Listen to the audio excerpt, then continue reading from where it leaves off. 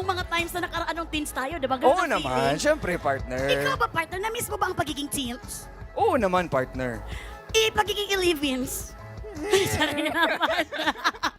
Hindi partner, syempre na-miss natin yung pagiging teens kasi syempre iba yung energy natin. Yes. Pero ang tanong ko partner, ano kaya yung panibagong energy na dadalhin ng bagong teen housemate na makakasama nila sa loob ng bahay ni Kuya? Alam mo partner, Iba. mabuti pa simulan na natin to dahil may housemate daw na handang-handa na iparinig ang kanyang tinig. Kung sino yan, panoorin natin to. Ay! Ayan na siya! At eto na nga, Ate B, mula sa isang confident girl with a promising voice, Oh. pupunta naman tayo sa ating last teen housemate na nanalo sa online bahay ni Kuya sa Yun! Kumu. Yes! Isa siyang simpleng binatang porsigidong tuparin ang kanyang pangarap gaya ng kanyang kuya. Kung sino, panoorin natin ito. Ah!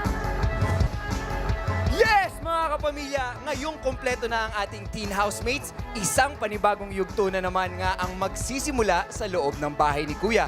Isang panibagong yugtong puno na naman ng mga kwentong ating susubaybayan. Ako po ang official homeboy ni Kuya, Enchong D. Yun! Ay, ay, ay! Simula na rin ang laban ng mga teen housemates para sa kanilang mga pangarap.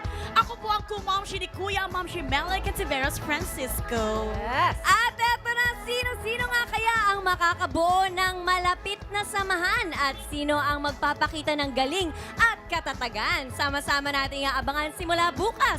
Ako naman ang iyong next door kabanding ni Kuya Kim Chu. Panibagong exciting summer adventure nga ang naghihintay sa ating teen housemates sa loob ng bahay ni Kuya dahil sa kanilang paparating ng weekly task na may kinalaman sa Oh! basketball. I-shoot ang ball! Ayan. Totoo naman. Arangkada na yan. Ngayong linggo, ako naman po ang tambay sa bahay ni Kuya, Robin Domingo. It just gets more and more exciting from here. Walang bibitiw sa pagsama natin sa mga kabataang Pinoy papunta sa katuparan ng kanilang mga pangarap.